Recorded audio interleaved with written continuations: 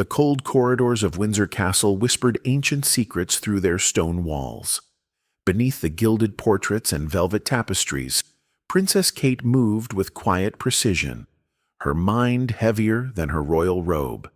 To the world, she was the epitome of grace and diplomacy. But only a select few knew of the training she had received in the ways of the Albion Order, a secret royal society sworn to guard Britain's most dangerous relics. It was during a late autumn restoration in the East Wing that workers stumbled upon an iron-bound chamber sealed for centuries. The moment word reached the Queen, it was passed on in a single breath to Kate. "They've found the vault," Queen Camilla had said, her voice hushed and grim. "It's time." Kate stood now at the threshold of that chamber, hidden beneath the library, where moss-coated stones framed a heavy door bearing the sigil of a lion pierced by a blade. No cameras, no press, only her and Sir Aldrich, the last surviving master of the Albion Order. With a creak that echoed into the past, the door opened. Inside, on a pedestal of obsidian, lay a sword unlike any other. Its blade shimmered not with steel, but with a silvery glow, alive, almost sentient. Runes carved into the hilt pulsed softly, responding to her presence. "This," Sir Aldrich said, "is the sword of Albion. It cannot be used to kill. It cuts through illusion, deception, and untruth. Only the worthy can bear it fully awakened." Kate's gloved fingers closed around the hilt. A surge of heat raced up her arm, not burning, but awakening something buried deep in her bloodline. The sword hummed, then dimmed. It was not yet ready. "She recognizes you," Aldrich nodded, "but she waits for proof." Later that evening, as the princess sat through another formal dinner with foreign dignitaries, her mind was elsewhere. The room buzzed with diplomatic chatter, polished laughter, and the clinking of wine glasses. And then he entered. Ashton Kutcher, charismatic, billionaire tech magnate, turned international envoy. His reputation had grown far beyond the realm of Hollywood, now entangled in biotech startups, diplomatic missions, and global peace efforts. But to Kate, something about his arrival felt wrong. He greeted the royal table with his signature smile, a disarming grin that had melted red carpets and boardrooms alike. But when his eyes met Kate's, she saw something else: calculation. Over the course of the evening, Ashton charmed ministers, impressed the Prime Minister with policy insight, and even shared a laugh with the Queen. But when he approached Kate, she did not smile back. "Princess Catherine," he said with a low bow, "I've long admired your elegance. And now I see it's matched by an extraordinary intellect." "Flattery," she replied, "is a tool wielded by the unarmed." He chuckled smoothly, as if expecting resistance. "Or a smile, wielded by someone who prefers peace." Kate's eyes narrowed just slightly. And yet peace without truth is merely illusion. The smile on his face remained, but a flicker behind his eyes betrayed irritation, one that vanished as quickly as it came. That night, Kate returned to the hidden chamber. The sword remained dormant, but she held it longer than before. Outside, thunder rolled. A storm was brewing, not just in the skies, but within the realm itself. There was power behind Ashton's charm. Too precise, too universally effective. It wasn't natural. She whispered to the sword, "If you were forged to cut through falsehood, guide me." Because his smile hides something dangerous. The blade pulsed just once. The war of truth and illusion had begun. In the days following the gala, Ashton Kutcher became the most talked-about man in Britain. Newspapers celebrated his modern diplomatic genius. Tabloids adored his effortless charm. And Parliament whispered about potential joint ventures with his global tech empire. Wherever he went, smiles followed. But Princess Kate watched from behind the veil of royal protocol, every move Ashton made feeding the quiet storm in her mind. His influence had taken root with alarming speed. Charities partnered with his foundation, ministries sought his consultation, and military AI research programs received anonymous funding traced back to his companies. What troubled Kate most was that no one seemed to question it. It was as though his smile wasn't just winning people over, it was erasing their doubts. She called a private council with Sir Aldrich and her trusted confidant, Lady Elspeth, an expert in ancient symbols and arcane diplomacy. "Elspeth, you once studied foreign enchantments disguised as diplomacy," Kate said over a secretive tea held in a closed royal garden. "Have you ever heard of influence being projected through charisma?" Lady Elspeth considered her carefully. "Yes, old Balkan warlords used charm-laced relics, passed through bloodlines. They created empathic illusions. The people weren't brainwashed. They simply believed what they were shown." Kate placed a parchment on the table. On it was a sigil she had discovered in one of the Queen's private archives.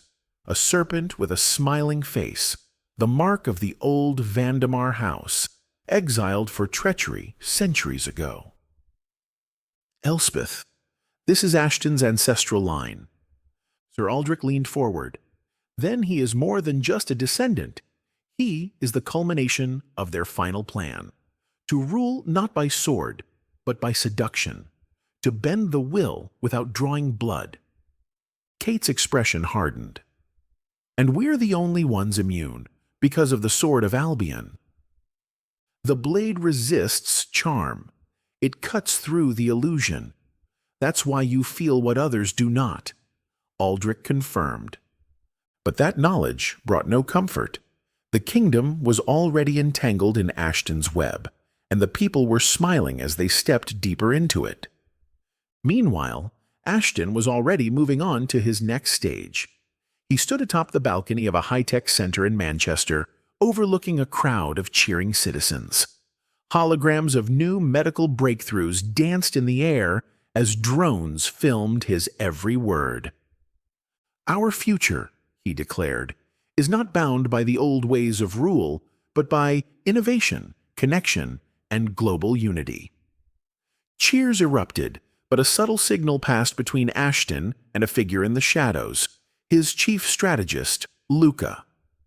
"It's working," Luca whispered into a hidden comm. "By the time they realize it, half of the UK's infrastructure will run on your network." "And the monarchy?" Ashton asked without looking back. Luca smirked. "Will either adapt or fade." Back in Windsor, Kate returned once more to the sword's chamber. The blade remained cold in her grasp. "I need more than truth," she whispered. "I need strength." The Queen entered quietly behind her. "Strength comes when you know what you're fighting for, not just who." Kate turned, fire in her eyes. "He's not just smiling to win hearts, he's smiling to replace them." Queen Camilla walked to the wall and pressed her palm to a stone plate. The chamber opened further, revealing a worn tapestry, a prophecy, partially faded, but clear in its final line. "And the sword shall silence the smiling serpent." Kate's path was now clear, but prophecy was never straightforward.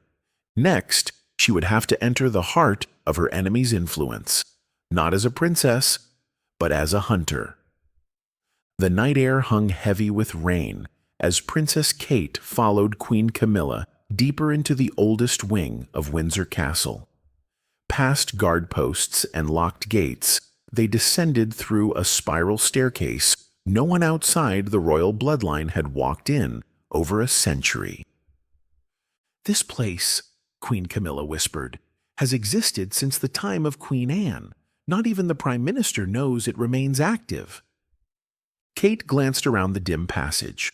Torches flickered to life as they approached a final iron door engraved with the crown of Albion, crowned by a sword and eclipsed by the sun.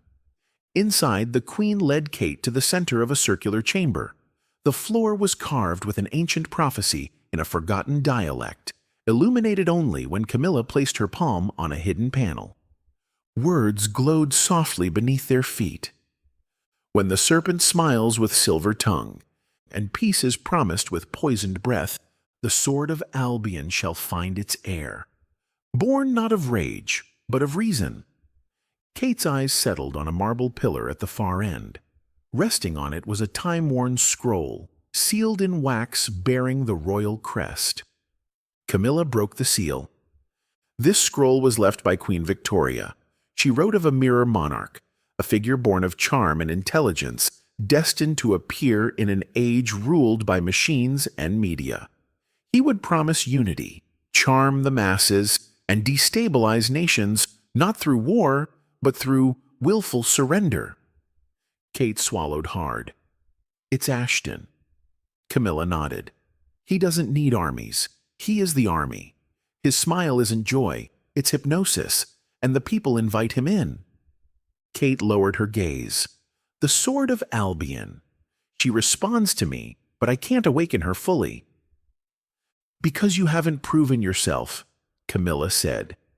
Not as a fighter, but as a defender of truth. The blade must witness your trials. What trials? Kate asked, though she already feared the answer. Camilla handed her a folded parchment from the inner folds of her cloak.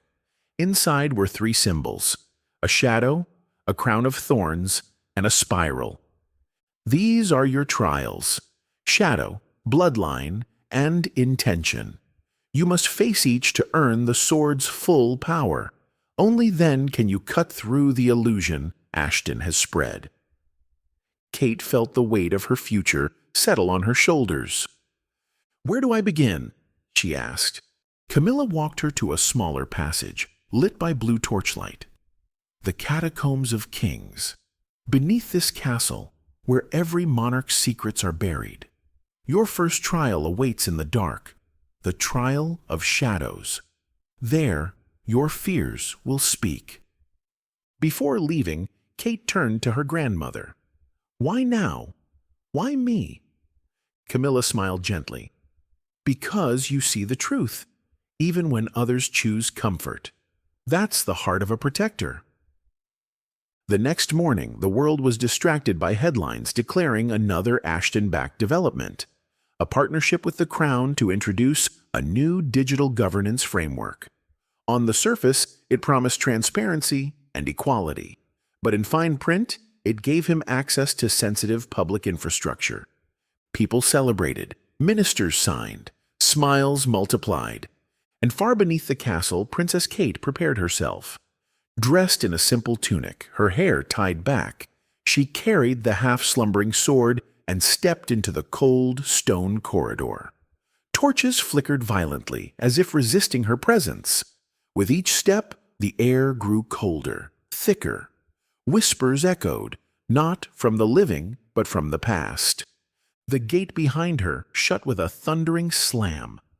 The trial of shadows had begun. The moment the stone door slammed shut behind her, Princess Kate was engulfed by silence. Not the peaceful kind, but a silence so deep it clawed at her thoughts, amplifying the pounding of her heart and the soft scrape of her boots on ancient stone. She held the sword of Albion close, though it gave off no glow. Not yet. The catacombs stretched endlessly beneath Windsor, a maze of forgotten passageways and entombed memories. Torches mounted on the walls flickered faintly, but their light never seemed to reach the shadows beyond. Ahead, the path split into 3 tunnels, each shrouded in darkness. A whisper curled through the air like smoke.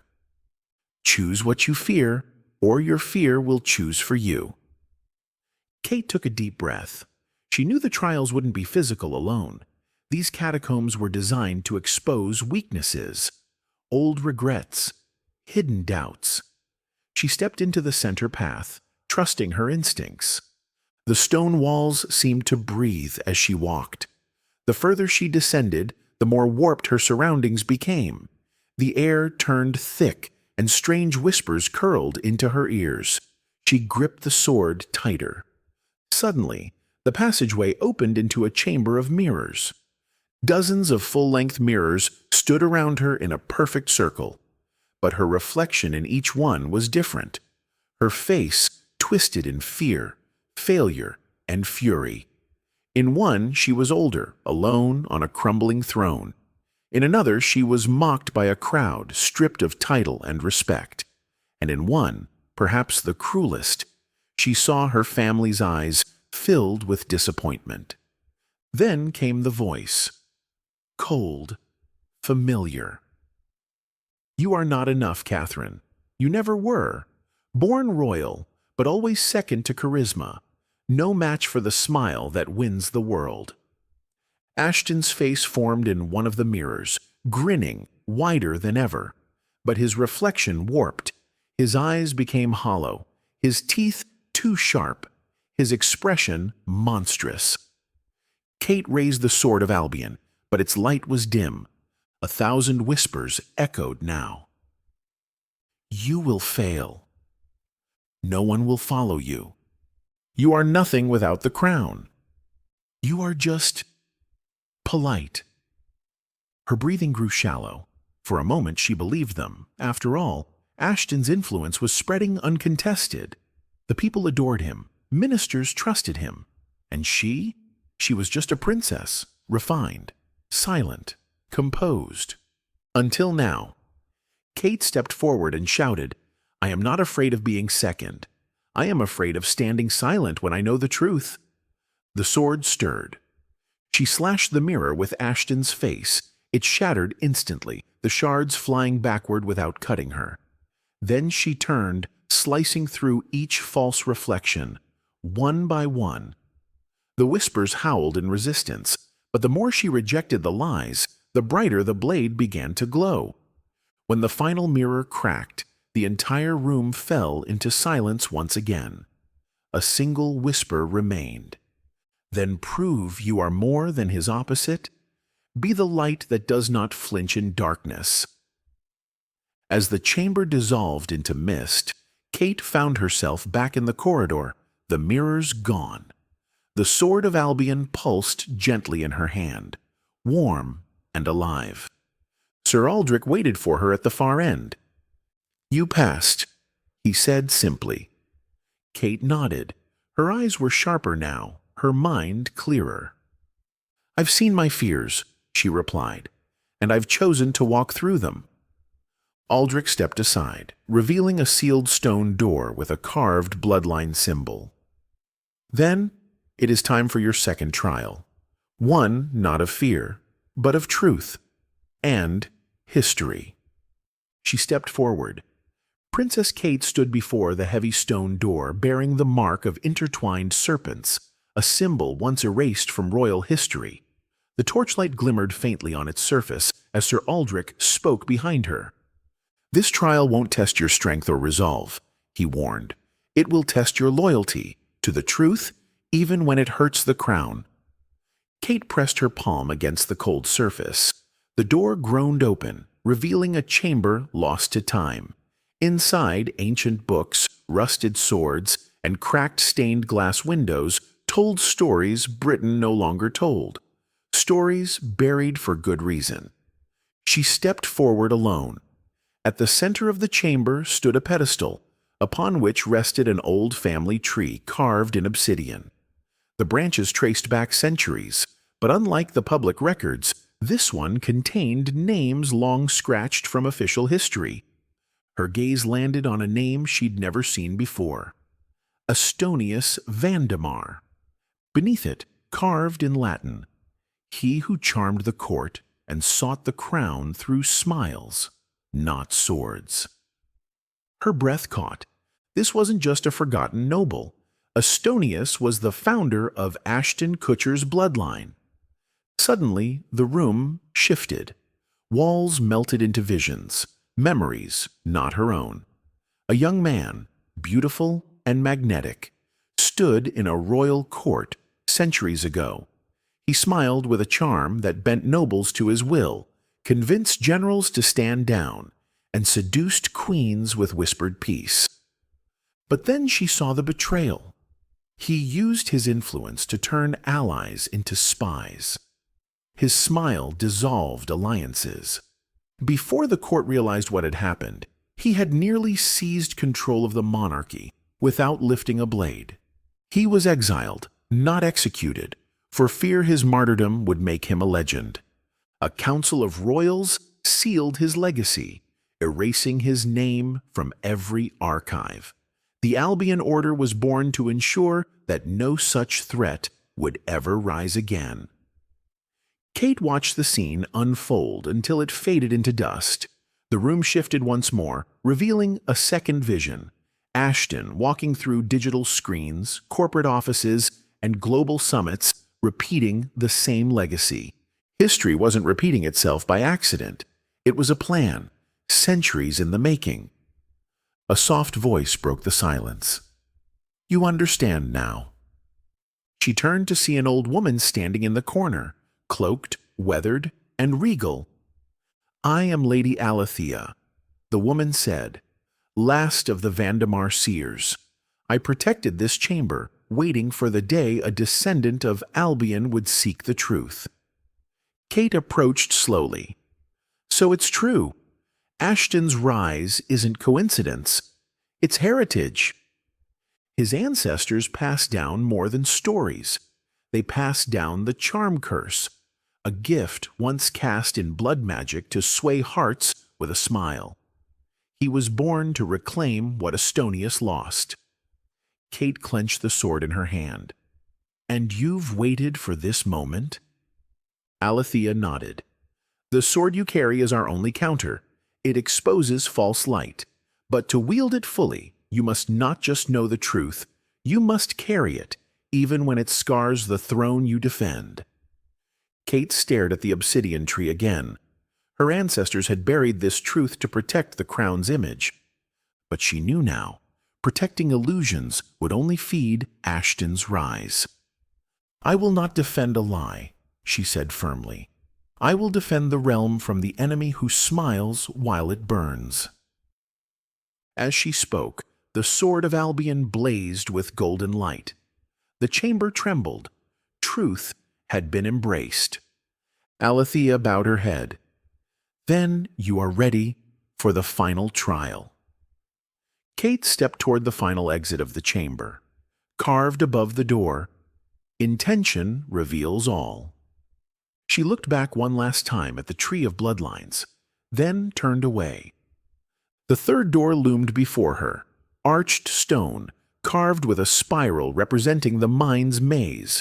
It bore no crest, no torchlight, just silence.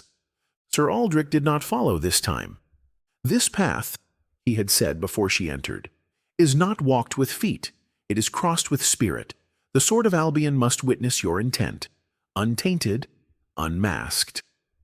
Princess Kate stepped forward and fell. Not physically. The world around her dissolved like sand in water. The cold stone floor beneath her became soft and fluid, and she found herself standing in an empty, endless void of light. No walls, no sky, just nothing. Then, from the distance, a voice echoed, her own. "Do you seek power or truth?" Another voice, Ashton's, spoke from behind her. "Does it matter? In the end, they listen to the louder voice, the one who makes them feel safe." Kate turned to face him, but this Ashton was different. He wore royal armor.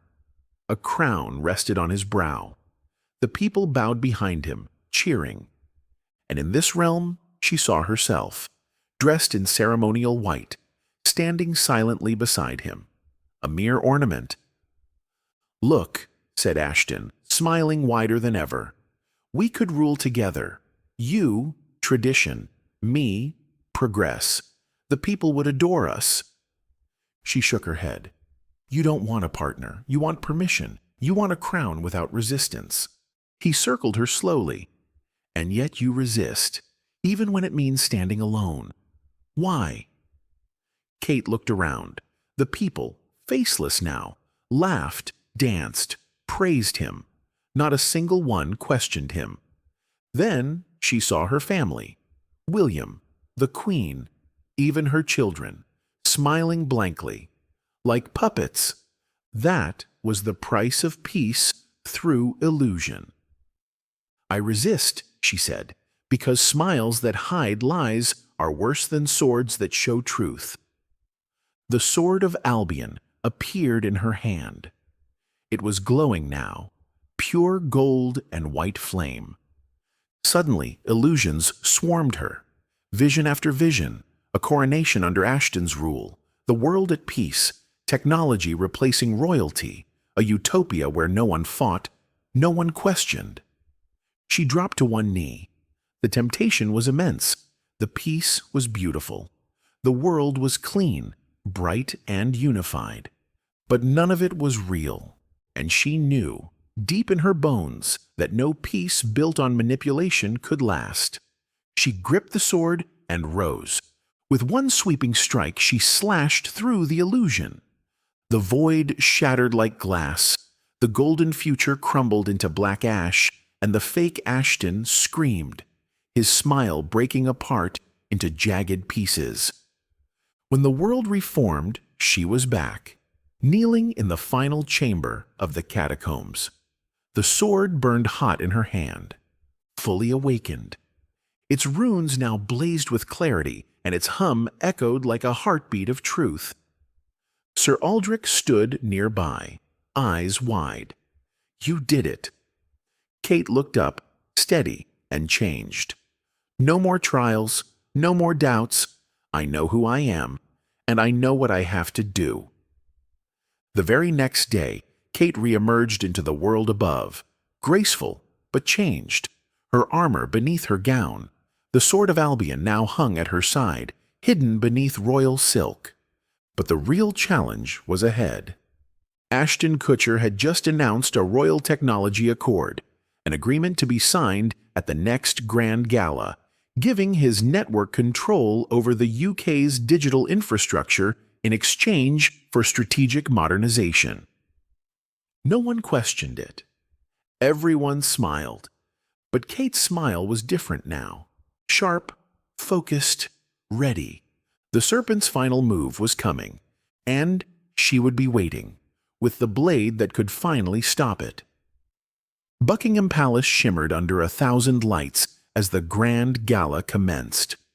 The theme of the night: unity through innovation. It was a historic event. Leaders from across the globe, tech giants, royals, and celebrities gathered to witness the signing of the Royal Technology Accord. At the center of it all stood Ashton Kutcher, dressed in an elegant white tuxedo, his signature smile capturing attention with every step. He moved like a messiah, shaking hands, laughing effortlessly, lifting champagne flutes in toasts that no one dared question. "This will change the world," he said to an applauding audience. "A future built not by war, but by wire. Connection over control. We are entering the age of the smiling crown."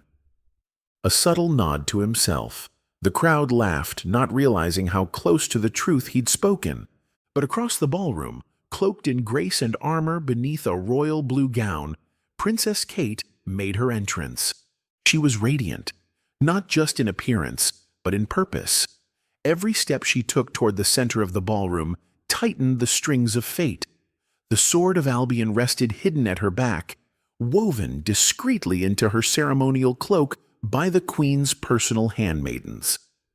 No one could see it, but the sword pulsed in anticipation. Kate's eyes scanned the room. She saw ministers bewitched, journalists captivated. Even the Archbishop smiled too freely. It was worse than she had imagined. Ashton approached her like a practiced actor, greeting a co-star. "Princess Catherine," he bowed, "you light up the room." "Do I?" she replied softly. "Or are we all blinded by something else entirely?" His smile flickered. "You're still holding on to doubt, after everything we've built tonight?" Kate leaned in slightly. "You haven't built anything.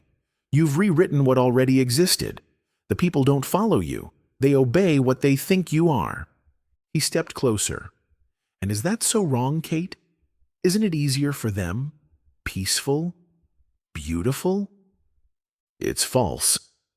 Her words were soft, but they struck like a hammer, and for the first time, Ashton hesitated. Before he could speak again, the announcer stepped up.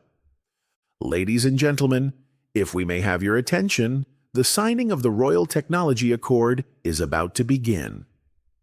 The ballroom applauded. Ashton extended a hand to Kate.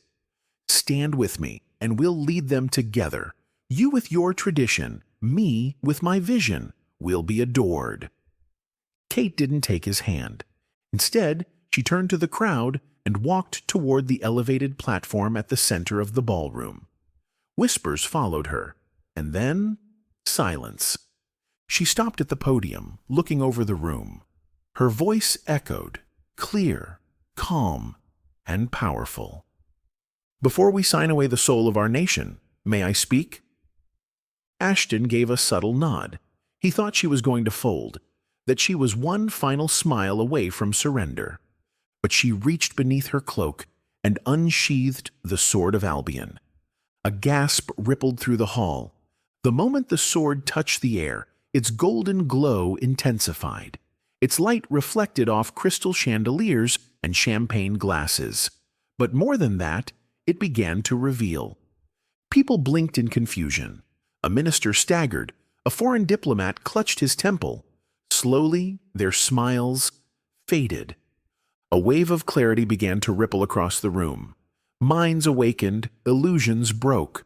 Like fog evaporating in sunlight, the truth laid bare the deception they'd lived under. Ashton's face went pale. "No," he whispered.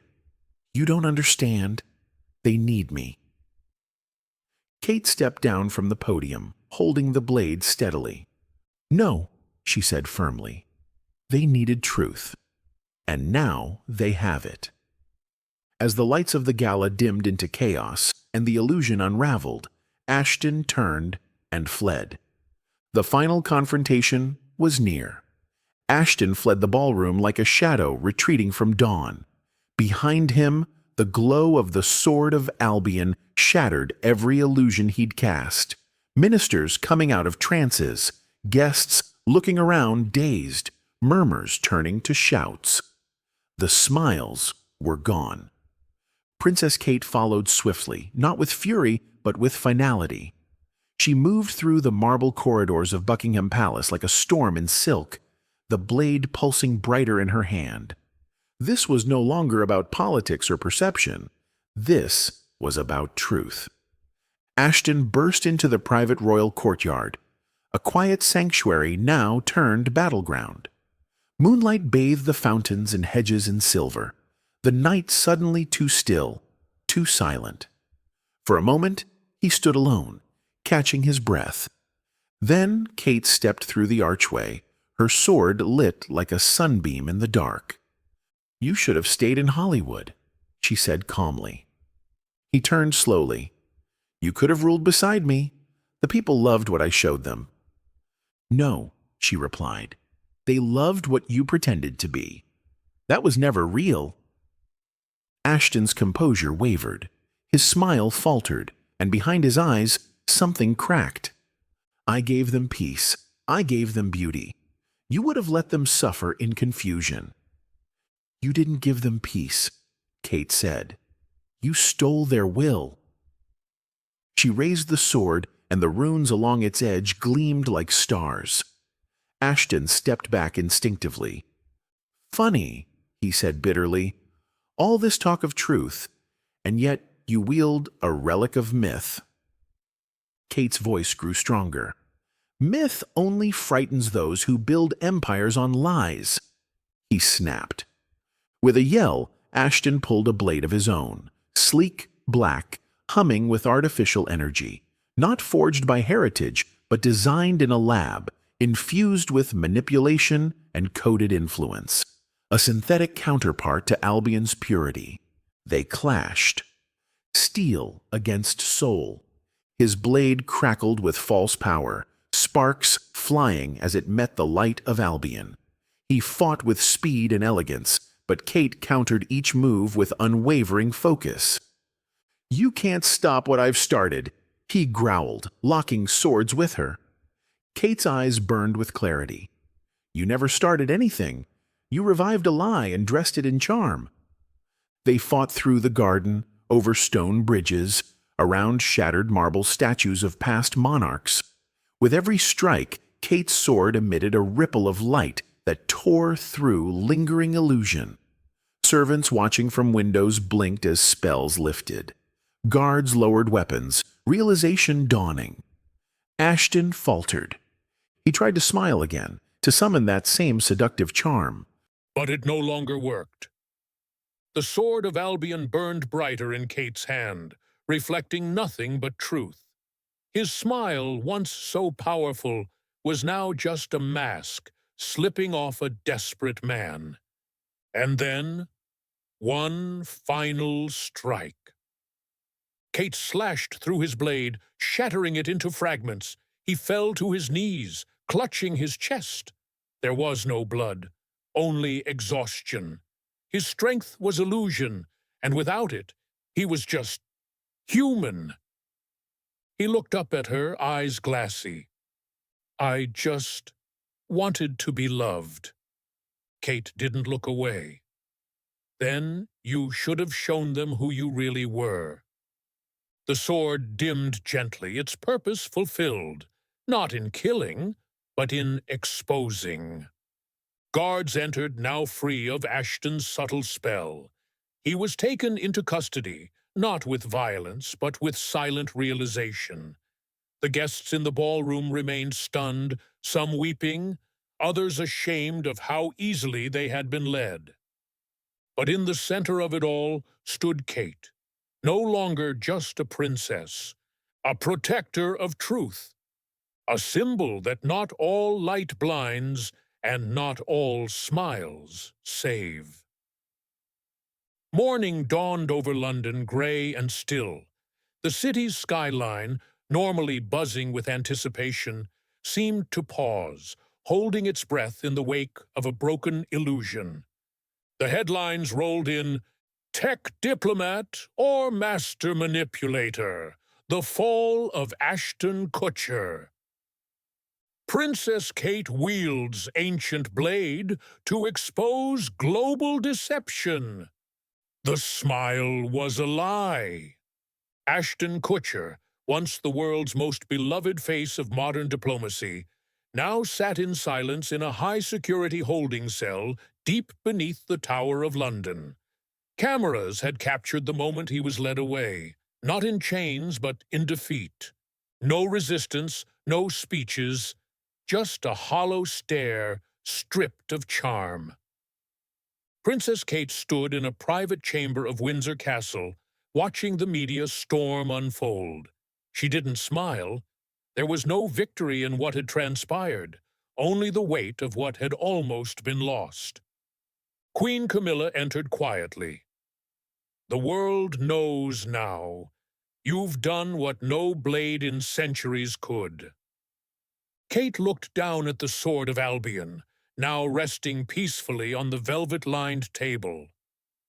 "Truth hurts more than any blade," she said softly, "and sometimes exposing it is the loneliest thing in the world."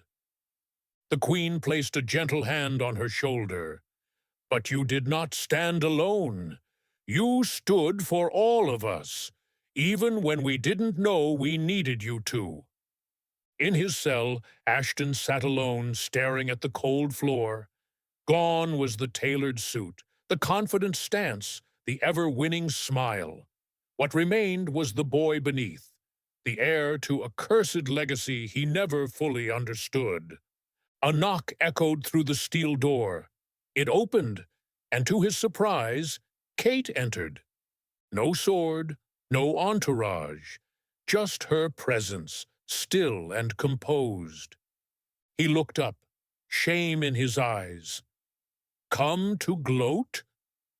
"No," she replied, standing before him. I came because I needed to know." Ashton gave a broken laugh. "Know what?" "That moment, before the blade shattered your illusion, you said you wanted to be loved. Was it real?" He looked away. "I never fit. Not in Hollywood, not in tech. Always playing someone else. People adored the mask. I thought, if I could make the whole world smile at once, maybe I'd finally feel it." Kate sat across from him. "And did you?" His voice cracked. "For a moment. But then I realized they weren't smiling at me. They were smiling at the dream." She nodded slowly. "You could have done good without the lies." "I didn't believe the truth was enough." Silence filled the cell. Kate stood. "The curse ends with you. The bloodline will not rise again. You were born with the gift of influence, but never taught its responsibility." She left him with one last sentence. "Real power doesn't bend minds. It earns hearts." That night, as rain gently fell across Windsor, Kate stood alone on the castle terrace. She held the sword of Albion once more, letting it breathe in the open air.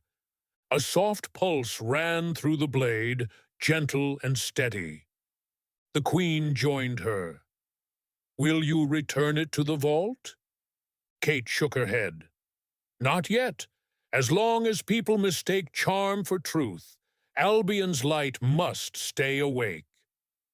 Below them, a crowd had gathered outside the gates, not for spectacle, but for solidarity. Candles in hand, faces calm, eyes open, no illusions, just quiet understanding. And across the sea, far from London, in a dark chamber filled with relics long thought destroyed, a shadow watched Kate's speech on a flickering screen. A woman's voice whispered, "So, Albion breathes again." She smiled, but hers was not a smile of joy. It was a promise of vengeance. The rain had stopped by morning. Windsor Castle stood tall beneath a washed sky, cleansed by both storm and truth. The events of the past days had shifted the world, and Princess Kate stood quietly in its afterglow, no longer just a figurehead of tradition, but a sentinel of something much deeper. A ceremony was being held in the Grand Hall, a private gathering of royal family, trusted ministers, and members of the Albion Order, now formally reintroduced into the royal record. At its center, laid upon royal crimson cloth, the sword of Albion rested with quiet dignity. The Queen stood before them. "Let history mark this day," Camilla began, "as the return of a truth once buried. For centuries the crown protected this realm through silence, but today we honor the one who broke that silence for the sake of all."